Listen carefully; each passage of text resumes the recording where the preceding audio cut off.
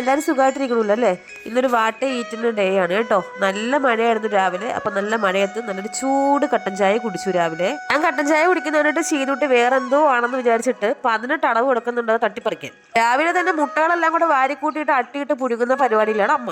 നമ്മുടെ വീട്ടിലെ പ്രധാന ഭക്ഷണമായ പുട്ട് ഇപ്പൊ ചൂളം വിളിക്കണോ പിന്നെ ചൂളം വിളിക്കണോ എന്ന് വിചാരിച്ചിട്ട് പുട്ടുകുറ്റിക്ക് അതിർ ഇരിപ്പുണ്ട്. ആയൂരിന്ന് നമ്മൾ വിതിരക്കല്ല, ഇനി അമേരിക്കയിൽ പോയാലും ശരി പുട്ട് വിട്ടിട്ടൊരു കളിയും ഇല്ലെന്നുള്ള വാശിയിലാണ് അമ്മ. അപ്പൊ പറഞ്ഞു വന്നത്, രാവിലെ 10 മണിയായപ്പോ ഒരു കഷ്ണം പുട്ടും 2 മുട്ടയും 1 ഗ്ലാസ് പാൽ ചായയും കഴിച്ചു. എന്താ പുട്ടും മുട്ടയും തട്ടുമ്പോ മോന്ത ഒരു കൊട്ടയുണ്ടല്ലോ എന്നാണെങ്കിൽ പുട്ട് കഴിക്കുമ്പോൾ എന്റെ മോന്ത തെളിയാറില്ല ഗൈസ്. എന്താന്ന് എനിക്കറിയില്ല. പുട്ട് തൊള്ളാൻ ഇറങ്ങി കഴിയുമ്പോൾ ഈ കത്തി എടുത്തുകൊണ്ട് എങ്ങോട്ടാണ് പോകുന്നതാണെങ്കിൽ ഒരു കിങ്ങിണി മങ്ങിണിയൊക്കെയുള്ള ഒരു സാധനത്തിനെ വെട്ടാൻ പോവുകയാണ്. 11:30 മണിയായപ്പോൾ മനസ്സിനുള്ളിൽ നിന്ന് ഏതോ ഒരു തെണ്ടി വിളിച്ചു പറഞ്ഞ ആ ചക്ക വിളഞ്ഞു എന്ന്. ഇതാണ് ഞാൻ നേരത്തെ പറഞ്ഞ കിങ്ങിണി മങ്ങിണിയൊക്കെയുള്ള ചക്ക, ഒരു പ്രത്യേക തരം ചക്ക. ഇതിന് നമ്മൾ പറങ്ങാണ്ടി ചക്ക എന്നും പറയും കേട്ടോ. ഇവിടെയാണ് പണ്ടുള്ളവർ പറയുന്നത്, മൂത്തവർ ചൊല്ലും മൂന്നല്ലിക്ക് ആദ്യം കഴിക്കും പിന്നെ ഒടുക്കത്ത കയ്പായിരിക്കും. അമ്മ ചക്ക പൊട്ടിക്കല്ലേ 1000 വട്ടം പറഞ്ഞപ്പോഴും ഞാൻ കേട്ടില്ല.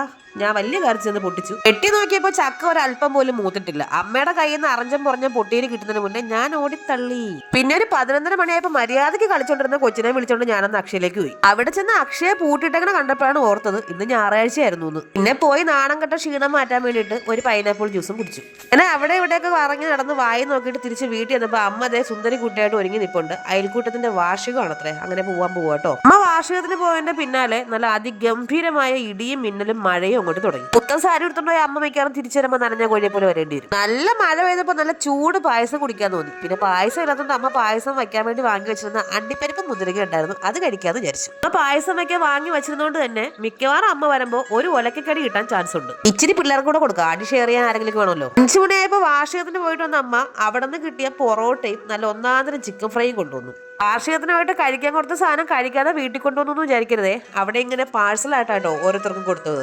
കൊണ്ടുവന്ന പൊറോട്ടയും ചിക്കനും ഞങ്ങൾ വീട്ടിലുള്ള എല്ലാവരും കൂടെ ഷെയർ ചെയ്ത് കഴിച്ചു. കൊണ്ടുവരാതെ അവിടെ എങ്ങാനും ഇരുന്ന് കഴിച്ചിരുന്നെങ്കിൽ അമ്മയ്ക്ക് ഒരാഴ്ച നിർത്താതെ വയറിളകിയിട്ടിരുന്നു. അമ്മയ്ക്ക് നന്നായിട്ട് അറിയാം, കാരണം വീട്ടിലിരിക്കുന്ന കക്ഷികൾ ഞങ്ങളൊക്കെ ആണല്ലോ. അങ്ങനെ പൊറോട്ടയും ചിക്കനൊക്കെ കഴിച്ചു കഴിഞ്ഞിട്ടും മഴ തോരാതിരുന്നപ്പോൾ അമ്മ നല്ല ഒന്നാന്തരം ഒരു കട്ടൻ ചായ ഇട്ടുകൊണ്ട് വന്നു.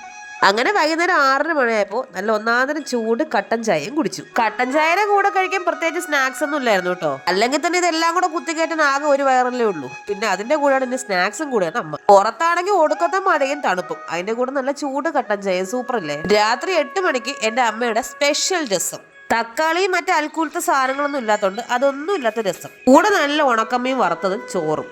രസവും ഉണക്കമ്മയും വറുത്തതും ചോറും അതൊരു പ്രത്യേക ടേസ്റ്റാണ്. ഇച്ചിരി അച്ചാറും കൂടെ ഉണ്ടെങ്കിൽ പൊളിച്ചേനെ.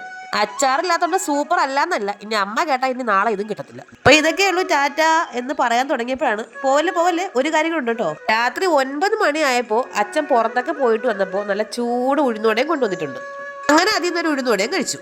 അപ്പൊ നമ്മുടെ ചാനൽ എല്ലാവരും സബ്സ്ക്രൈബ് ചെയ്യാൻ സഹായിക്കണേ. ഇന്നത്തെ വീഡിയോ ഇത്രയേ ഉള്ളൂ. അടുത്തൊരു വീഡിയോയിൽ കാണുന്നവരേക്കും എല്ലാവർക്കും ടാറ്റ.